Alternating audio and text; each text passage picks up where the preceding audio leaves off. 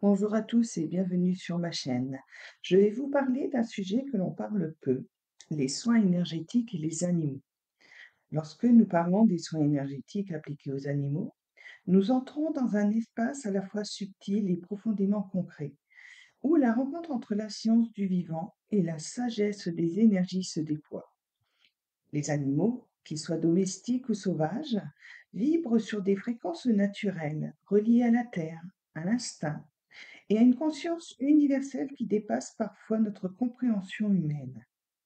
Ils sont des êtres sensibles, réceptifs et porteurs d'une intelligence émotionnelle qui leur permet de capter des informations bien au-delà de nos simples mots. Aujourd'hui, nous allons voyager ensemble dans la compréhension de ce que sont les soins énergétiques, comment ils s'appliquent au monde animal, quels bénéfices ils apportent et quelles précautions doivent accompagner une telle pratique. Premièrement, comprendre l'énergie et le vivant. Tout être vivant, pardon, est composé d'énergie. La science moderne le démontre, au-delà des cellules, des molécules et des atomes, tout est vibration. L'énergie circule, s'équilibre, se transforme. Lorsqu'elle est fluide, elle favorise la santé, la vitalité et l'harmonie. Lorsqu'elle est bloquée, stagnante ou déséquilibrée, elle peut conduire à des inconforts, des maladies ou des troubles du comportement. Les traditions anciennes, qu'elles soient orientales ou chamaniques, parlent de champs énergétiques d'aura, de chakras, de méridiens. Ces structures invisibles permettent à la force vitale de circuler. Chez les animaux comme chez les humains, cette circulation énergétique est essentielle. Mais à la différence des humains, les animaux ne mentalisent pas. Ils ne résistent pas avec le mental. Ils s'ouvrent spontanément à ce qui leur fait du bien. Leur réceptivité est donc pure, directe et authentique. Deuxièmement, les animaux et leur sensibilité subtile. Les animaux perçoivent le monde par des sens affinés. Leur odorat, leur ouïe, leur capacité à ressentir les vibrations du sol ou les changements d'atmosphère sont bien plus développés que les nôtres. Mais au-delà des sens physiques, ils disposent aussi d'une grande sensibilité énergétique. Un chat qui se détourne d'une personne, un chien qui s'agite en présence de tension, un cheval qui s'apaise au contact d'une main bienveillante. Autant de signes que relève leur capacité à capter et à réagir aux énergies environnantes. De nombreux gardiens d'animaux constatent que leurs compagnons absorbent parfois leurs émotions. Un chien qui porte l'anxiété de son maître, un cheval qui reflète la peur de son cavalier, un chat qui vient se blottir précisément quand son humain est malade. Tout cela illustre la perméabilité énergétique de ces êtres. Troisièmement, qu'est-ce qu'un soin énergétique appliqué aux animaux? Un soin énergétique est une pratique qui vise à rééquilibrer, harmoniser et libérer les flux d'énergie dans le corps et le champ subtil de l'animal. Cela peut se faire par imposition des mains, par magnétisme, par reiki, par communication intuitive ou par d'autres approches vibratoires comme le son, les cristaux ou encore les élixirs floraux. Le praticien ne force rien. Il devient canal, transmetteur, relais d'une énergie universelle.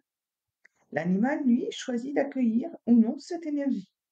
Dans ce sens, le soin énergétique n'est jamais une contrainte, mais une proposition d'équilibre. Un soin peut aider à soulager des douleurs physiques ou articulaires, accompagner un processus de guérison après une maladie ou une opération, réduire le stress, l'anxiété, les peurs, améliorer la relation humain-animal en libérant les tensions émotionnelles, soutenir l'animal âgé ou en fin de vie en apportant douceur et apaisement. Quatrièmement, l'approche spirituelle du soin.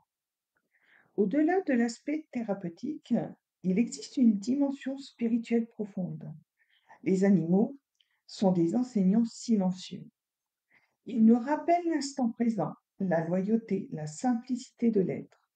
Offrir un soin énergétique à un animal, c'est aussi reconnaître sa dignité, son rôle d'âme incarnée, sa place dans le grand tissu de la vie.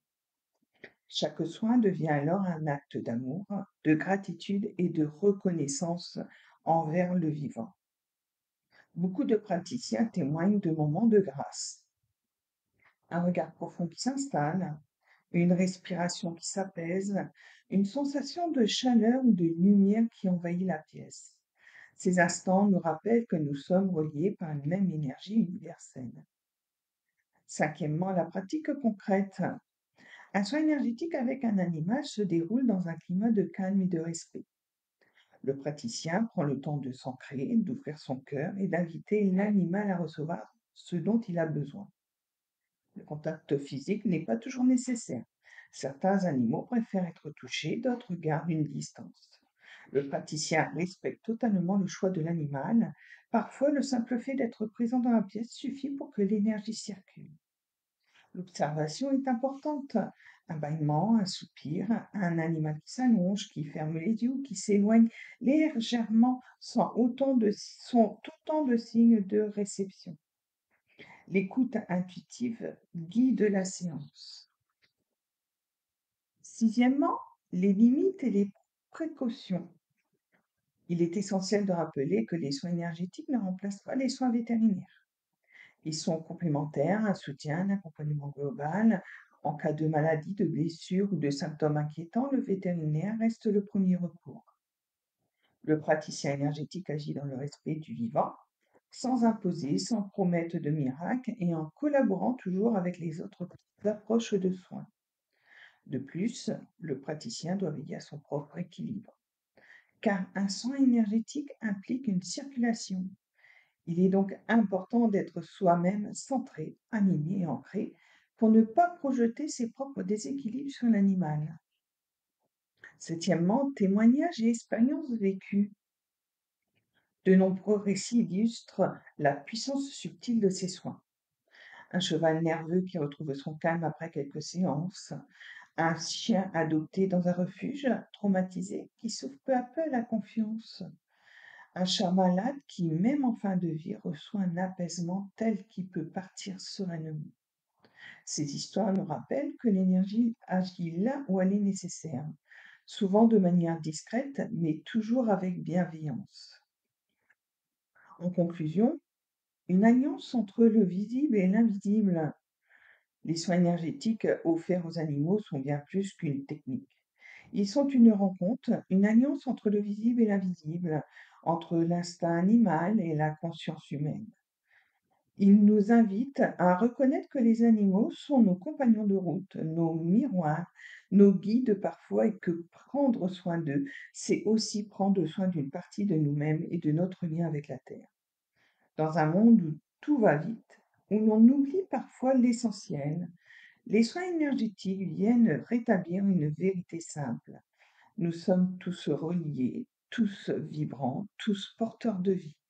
Et peut-être que le beau soin énergétique que nous puissions offrir, c'est notre présence consciente, aimante, respectueuse auprès de chaque être vivant qui croise notre chemin. Je te remercie d'avoir écouté cette vidéo. Si elle t'a parlé, je te donne l'occasion de aimer cette vidéo, de la partager, de faire partager ce texte à travers beaucoup de personnes. Je t'invite aussi à t'abonner pour pouvoir suivre mes actualités sur les soins énergétiques et sur la médiumnité. Merci beaucoup et à bientôt.